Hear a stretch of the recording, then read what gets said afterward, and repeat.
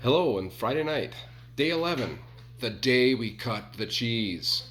Um, it's been a crazy couple weeks here. We're in our second week without kids.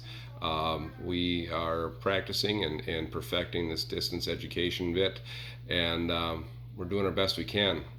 And when times get tight, remember, keep calm. We have cheese.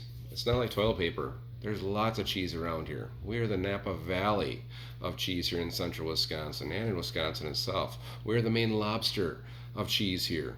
We are, I don't know, we're Louisiana crawdads here of Wisconsin cheese. It's awesome. Be blessed that you live in such a place with so many bountiful things. The blue hat tonight, if you remember, we use these to protect our ears when we're out in the sun. We had a beautiful day today. I went and donated blood at the Blood Center in Wisconsin. They even gave me this yellow band. I didn't even really recognize it, but it does remind me of the yellow color of the cheese.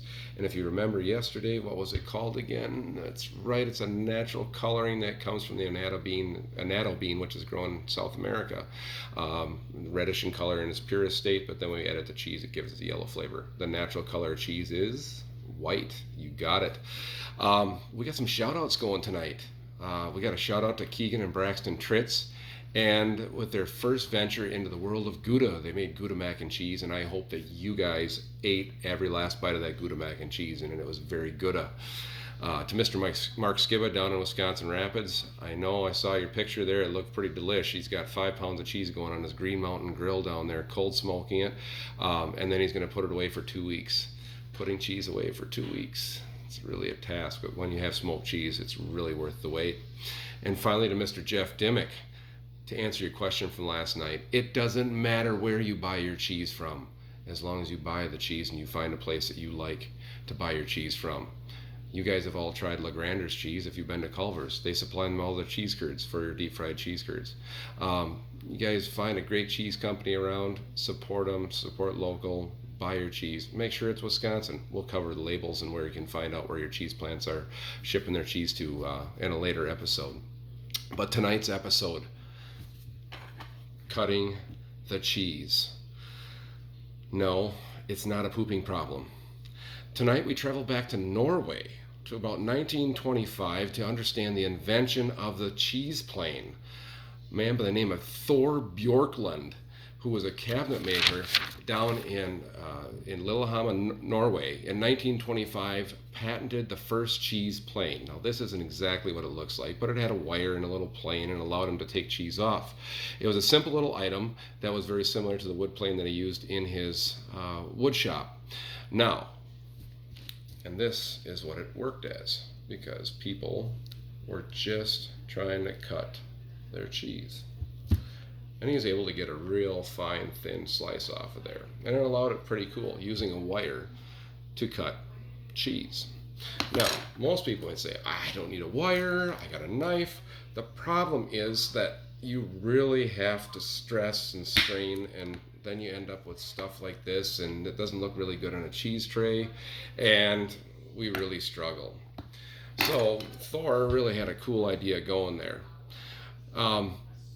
Now, if you want to step from the cheese plane, we're going to come up to the cheese wire. So we can take that boogered piece of cheese that we had, and we can bring it down with the wire, and that wire is going to cut our cheese off and straighten our plane out a little bit better there, if we cut it every time. But this is a must-have in the central Wisconsin kitchen. I know I have one, and I also have one of these. But then they also, Pampered Chef came up with something like this. Now, a cheese knife is a wonderful little thing to have because it has these little ridges on the side of it, and it keeps the cheese from sticking. And so you can come along here and slice your cheese off, but there again, you just don't have the control. Party gimmick, I guess. I don't know. But let's say that you really want to get into things and you love cheese and you want to have a party. The master party piece is the cheese cube. This is a cheese cuber. So we can make sticks with it, we can make slices with it, and then we can make cubes with it. And so we put our cheese in here like this, and we bring it over like this, and we slice it once, which gives us 3/4 inch slabs. And it cuts relatively easy. Once again, just using Thor Bjorklunds, using his wire that he had set up there. Bring it up again. I'm going to slide it over, and ka-chow. And now we have sticks. And finally, we're going to come back through one more time. And but you're saying, Mr. Cheese Guy, what about all these little pieces? Those are the samples left back for the cheese gods. And what you're left with are these beautiful little cubes that are all situated like this, that you put into your nibbles that you pick up at your local cheese store. And you have cubes, and you can put them into toothpicks. You can have those, things like that. But that is the story of the cheese slicer. Thor Bjorklund decided that we needed to have a wire to cut our cheese. I thank him for that, because we can slice cheese really, really thin, really geometrically shaped, and have a good time doing it. Now remember, 3 things you need to know about your cheese is that, number 1, the farmer that produces your cheese is probably one of the most hardworking, dedicated, loving people that wants to produce a quality product for you. Not trying to hurt you. They are a person as well. Get to know your local farmers. Buy beef from them, buy milk from them, buy eggs, whatever it is that they're selling. But get to know your local farmers. Walk a day in their shoes. You'll find out the struggles they have. Our struggles today are a pittance to what they put up with on a daily and yearly basis. Number 2, the hauler that takes the milk from their farm to the plant is probably one of the bravest souls and bravest personalities that you'll ever know. Because number 1, they're driving a tanker that might be half full of milk. They don't have baffles in there like a tanker yanker where it can stop the slush there. They're not hauling empty and full.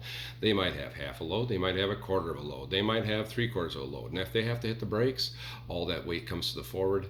And if we're in the winter of Wisconsin, those things can get awfully crazy. And number 3, the cheesemaker is a skilled person here in Wisconsin. We have more licensed cheesemakers here in the state of Wisconsin than anywhere else in the world. 10 years of training before they can write their test. And each test is in a specific type of cheese. And that's a really cool thing. So you guys stay classy. Remember, cheese is milk's step into immortality. Be good. Have a good weekend. We'll see you on day 12.